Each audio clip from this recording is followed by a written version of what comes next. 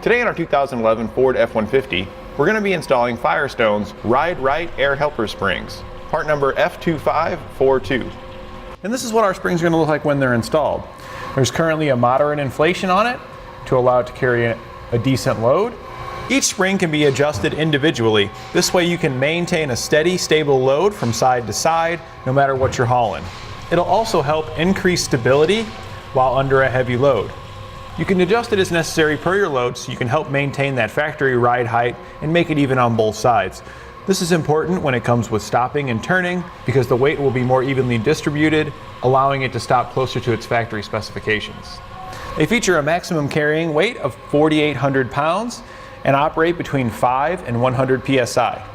To give you a comparison on how this is going to affect the ride of your vehicle, currently we're unloaded without the springs installed. Our ride height is measuring about 39 inches. And in the front, our ride height is measuring about 37.5 inches. We've now loaded up our truck with several hundred pounds. Let's take a look at how that affects our suspension. Our rear is dropped down to 36 inches, so it's a 3-inch drop in the rear. And our front suspension is increased to 37 3/4 inches. And now with our air springs installed and the truck loaded back up, let's see where we're at. And we're right back to our factory ride height with about 45 psi in our air springs. And when we check here in the front, we've once again returned back to our factory ride height. So now all that steering and suspension loss that we were getting from that load in the back should be mostly restored. So as you can see here on our test course with this heavy load in the back, it's tipping the backside down and dragging the front up. So we're looking up towards the sky, and if it was nighttime, this would really affect our headlights, making it hard to see what's in front of us. It's also a really rough ride, throwing us up and down, back and forth. So a bit of air springs will help even out that suspension.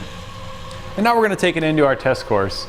So as you can see here, our vehicle is going to maintain its level, which will help bring those headlights back down so they're not pointing up at the sky from a heavy load in the back.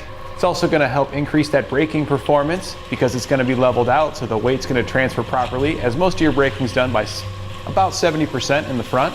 It's going to increase comfort of the ride. We're not going to feel those bumps as much and sway around as that load throws the cab up and down. And overall, it's just going to feel safer. We'll begin our installation off the vehicle by pre-assembling our airbags.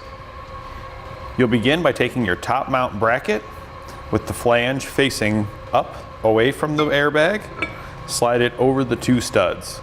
You can then install 2 of the small flange nuts to secure it in place,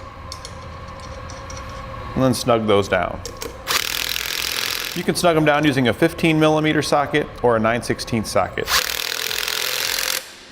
Now remove the plastic cap from the top of the airbag and thread on your air hose fitting. You'll then need to tighten it down using a 1/2-inch wrench until it contacts the sealant located on the threads. You want to orient this so it faces towards where your airlines are going to run. When it's installed on the vehicle, the flange will be facing outwards towards the tire and away from the inside of the vehicle. So we're going to be positioning it in this position so it'll go towards the rear of the vehicle. We'll now install the lower bracket. This is going to be oriented with the L brackets facing away from this flange. This goes on the bottom, so we'll flip it over. We'll flip our bracket over, and we'll install it using the small copper-colored bolt. Now, if you had a 2-wheel drive vehicle, you would be using a spacer with the longer bolts. However, since our vehicle is 4-wheel drive, we'll be using this one. You just want to snug it down. We'll torque it in a later step. Now we'll remove our bump stop on our vehicle. We're here on the passenger side, and we're using a 13mm socket. We'll set this aside, but keep the bolt because we'll be using it in a later step. We'll now install our frame bracket onto the vehicle. There is a difference between the left and the right, so you do want to make sure that this L portion faces towards the front of the vehicle. So it'll be like this, with this portion towards the front. Before we install our bracket, we'll need to remove the rubber seal from this hole here, as we're going to need the access. We can now set our bracket up into place, and using the same bolt that we took out of the Jounce bumper, thread it right back into that same hole, and go ahead and snug that back down using a 13mm socket.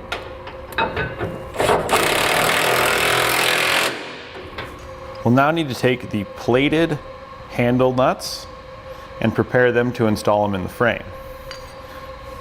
We'll slide in the frame such as this, but we'll need to angle this arm outward so we can still maneuver it around.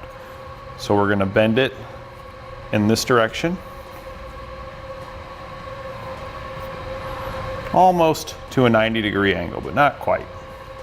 Do that with both of your brackets. Now take your bracket, slide it up into the frame, and we're going to angle it towards our front bolt first. Then take one of the 1-inch long 3/8 bolts, thread it through the bracket in the frame, and tighten it into that handled plate nut. Kind of got to move it around till you find the hole and get it started. We'll then repeat that same process, but this time for the rear hole by sliding that handled nut into the frame. Then using the same size bolt, again, you're going to slide it through the back hole this time and line it up with that handle nut.